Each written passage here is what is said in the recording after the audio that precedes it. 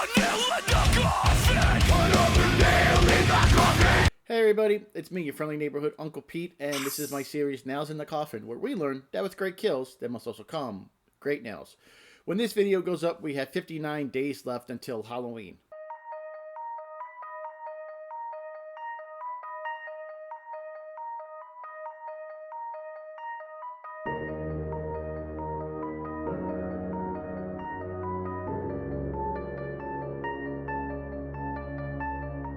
I didn't know about that, and I really don't know who recorded that video.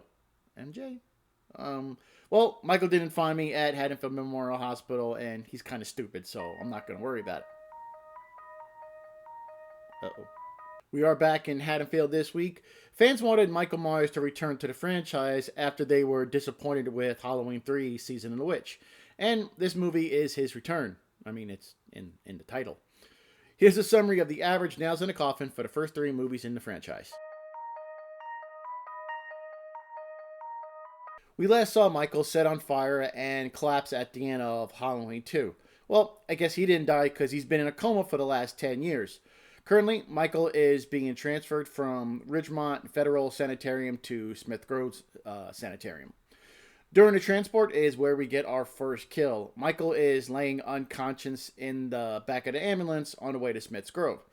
The paramedics in the back are talking, and Attendant J. Black is talking to Attendant L. Evans. That's how they're named.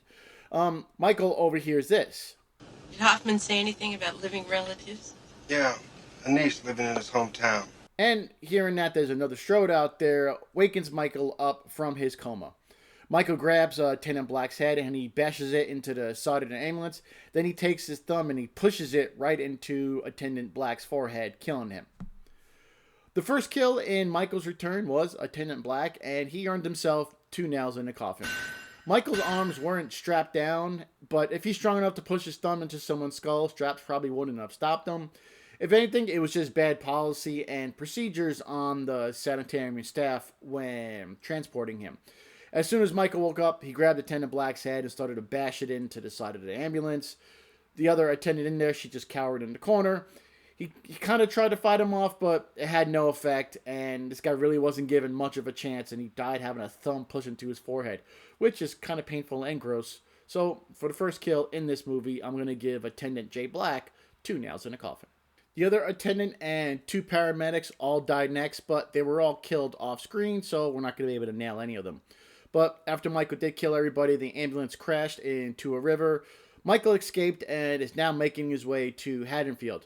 Dr. Loomis hears that Michael escaped and he's currently giving chase. Our next victim is a mechanic that works at a gas station that Michael happened to stop by. He's on a creeper, and that's the skateboard-like object that mechanics lay on to go in and out from underneath cars. He slides out because he was looking for another socket, and as soon as he looks up, he sees Michael standing there in his hospital gown and his face still wrapped in bandages. And before he can do anything, Michael takes a metal spike and impales it through the mechanic, killing him. I'm going to give the mechanic 2 nails in a coffin. He was just doing his job, as people do, and he rolled out from under the car and he was wiping his hands off, about to get another tool. And the second he looked up, there's Michael bringing down a metal spike, into his chest, killing him. He didn't stand much of a chance. He didn't have much of a chance really to do anything, and he had no reason to believe he was going to be in danger. The guy was just working. So, an unfortunate victim of circumstance here, so I'm going to give the mechanic 2 nails in a coffin. There is another off-screen death, Shelly, who was a waitress that worked at the gas station / diner. Dr. Loomis found her after finding the mechanic's body, but she was killed off-screen, so we're not going to be able to give her any nails. Michael's niece, Jamie, she gets ruthlessly bullied at school. Like, these kids are pretty much assholes making fun of her because she's an orphan, and that's really kind of vicious and evil. Later that day, though, Jamie is at a Halloween store picking out a Halloween costume. Michael shows up and he steals a Halloween mask, very similar, just so happened, to his original mask. Jamie picks a clown costume, and when she looks in the mirror, she sees an image of Michael when he was a kid wearing a costume. Jamie gets freaked out, so she kind of backs up into Michael. She turns around and screams as he's putting the mask on, and then Michael disappears. But at this time, I don't think Michael knew that this little girl, Jamie, was his niece just yet. A short while later in the film, Michael would actually follow Jamie and Rachel while they were trick-or-treating. Michael went into Jamie's house and he found a picture of his sister Lori in a shoebox. So he currently knows that little girl he just met is in fact his niece. Michael's next victim is electrician Bucky, who was working at the town's power station. Michael shows up and he's looking in Bucky's work truck. Bucky sees Michael and he gets kind of freaked out. He backs up and he's saying he's about to go call the police since Michael's just standing there staring at him. Michael walks up behind Bucky. He picks him up and throws him into a large transformer, and he's electrocuted and dies. Bucky was killed by Michael. Bucky is alive! Not that Bucky. Different type of Bucky. This Bucky, I'm going to give him one nail in the coffin. He knew that this person was trespassing, and he knew the guy kind of looked weird, and he knew well enough to, hey, I'm going to call the police because this guy is, kind of freaking me out. But he kind of just backed up and turned his back on him, walking slowly across. If you think the person was dangerous, why are you going to turn your back on him? Michael grabbed him. Bucky didn't even kick or scream or punch or do anything or try and get out of Michael's grip. I didn't really see him do anything. He kind of thought he was in danger when he went to go call the police, but why are you going to put your back to somebody if they look dangerous? So, a lot of stupid decisions right here. So, Bucky, I'm going to give him one nail in the coffin. The next kill is an off-screen death. Michael killed Deputy Pierce by, I think he ripped him in half, but we didn't see how the kill happened, so we're not going to give this death any nails. News on Michael's arrival around town resulted in a posse to form and go out and hunt for the shape. 4 guys in a pickup truck, and one of them thinks he sees Michael in the bushes by a gazebo. So they stop the truck, they all get out of it, and they just start shooting the hell out of this bush, thinking that Michael's there. Well, when they go check, they find the body of Ted Hollister. Well, we never actually see the body, but I saw enough to rate this death, and I'm going to give Ted 2 nails in the coffin. He was walking around town after everybody was directed to stay indoors, but we don't know what he actually was doing in the bushes either, but I don't feel like any of those choices he made would lead him to only get 1 nail in the coffin. It was more the 4 morons that shot at movement in a bush without seeing a body or anything, and we're going to get to those idiots later. But Ted, I really didn't see anything he did wrong. He was in a bush, but that's not stupid enough to get you 1 nail in the coffin. So, for his unfortunate death, I'm going to give Ted Hollister 2 nails in the coffin. Deputy Logan was standing guard at Sheriff Meeker's house. And this was in case the Carruthers, the family that actually adopted Jamie, came back home looking for Rachel and Jamie since they were all staying at the Sheriff Meeker's house. The sheriff's daughter, Kelly, was also home, and the power was still out over town from when Bucky got killed. So she goes to light some candles, and she finds the dead body of the deputy, and Michael must have gotten to the house and killed him. But this kill was off screen, so no nail rating for this deputy. After Kelly finds the deputy, she sees that Michael was sitting in the rocking chair holding a shotgun. He gets up, and Kelly is slowly backing up as well. Michael is slowly walking towards her. And then he takes a shotgun and impales it through Kelly into the wall, pinning her to it. What do you guys think I should give Kelly? Let me know in the comments down below. But I'm going to give Kelly 1 nail in the coffin.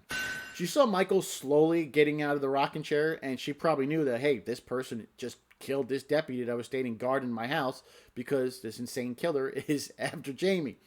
All she did was back up slowly instead of running out of the house. Granted, Jamie was sleeping upstairs, but there were other people in the house. She didn't call for help. She didn't go run and hide, run get a weapon, or do anything. She slowly backed up. Michael slowly walked towards her, and he just impaled the shotgun through her.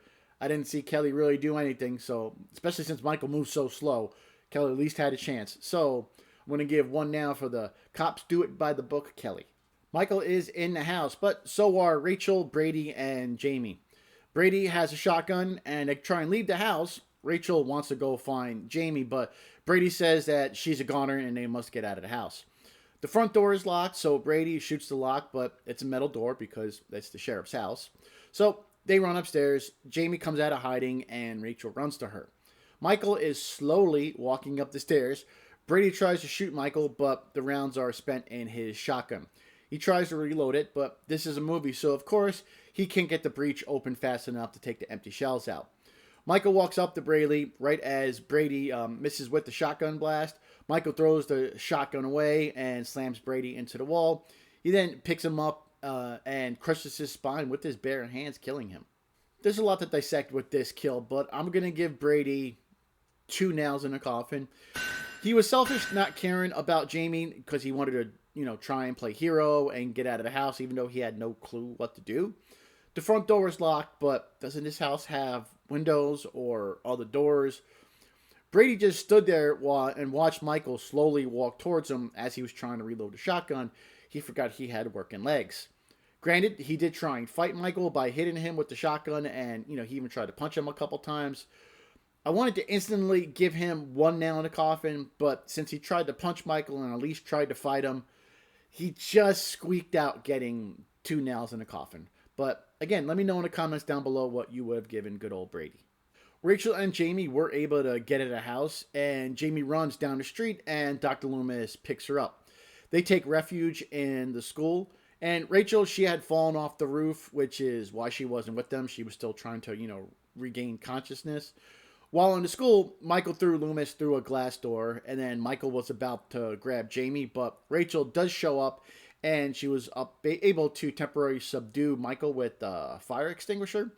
And then as they run out of school, the lynch mob of morons show up since the alarm at the school went off. They pick up Rachel and Jamie in their pickup truck, and their plan is to take them to safety in a new town. On their way out of town, guess what? Michael was hiding underneath the pickup truck. He climbs in the bed of the truck and quickly kills all 3 men in the bed of the truck. He stabs and slashes at them, tossing their bodies into the road one by one, killing all 3 of them. Earl, who's driving the truck, has no clue what just occurred, and Michael is now on the roof of the truck. He punches through the driver's side window and rips Earl's neck open in a great special effect. I'm going to rate all 4 of these guys in the lynch mob the same, and I think that's pretty fair. And each one of these morons is going to get 1 nail in the coffin. These trigger-happy idiots killed an innocent man, and the only reason I'm not giving each of them 0 nails is at least they tried to save Rachel and Jamie. But I was close to giving all these morons 0 nails in a coffin. Plus, Michael climbed in the back of the truck, and no one seemed to notice till he was fully standing up in the bed of the truck. If you're driving, how do you not know what's going on in the back of your truck, especially if there are people in it? I used to drive a pickup truck. I know this. These are a dangerous lynch mob, and they're all stupid, and they all made horrible, bad decisions, which led to them getting killed. They're all clueless, so each of them are going to get 1 nail in the coffin apiece. After Earl was killed while driving, Rachel was able to yeet good old Earl out of the truck, and she continues to drive with Michael on the roof of it. Rachel was able to get Michael off the roof of the truck. She then plows into him, sending him flying backwards, but this causes her to lose control of the truck and they crash. When police arrive at the scene, Jamie was kneeling down by Michael, and as he's about to get up, the police tell her to get down. She, lies down, and as Michael stands up, and they shoot the ever-living hell out of Michael until he falls down a well, presumably dead. The movie ends with Rachel and Jamie safe at home. Why these girls weren't taken to the hospital is kind of confusing. I mean, especially Rachel, she did fall off the roof and land down and get knocked out. I'm sure Jamie has some type of injuries. At least get these, young women checked out. But no, let's take them back home. Anyways, they're home, and Jamie's foster mother wants to give Jamie a bath. So she's filling the bathtub. Jamie puts on her Halloween mask, grabs a pair of scissors, and she stabs her foster mother. It is off screen. Dr. Loomis hears the screaming.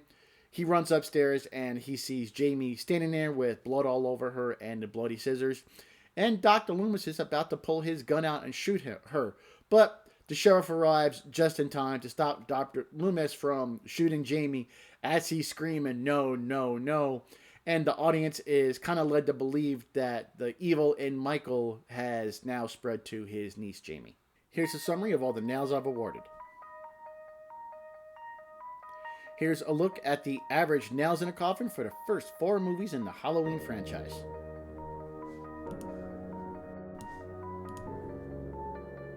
Michael will get his revenge on Haddonfield, and I'll cover that movie here next week on Nails in a Coffin with Halloween 5, The Revenge of Michael Myers.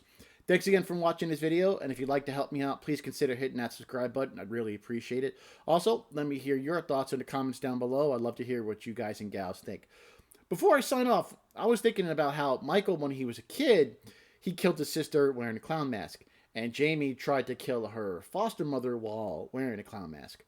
I wonder if there's anything there. Anyways.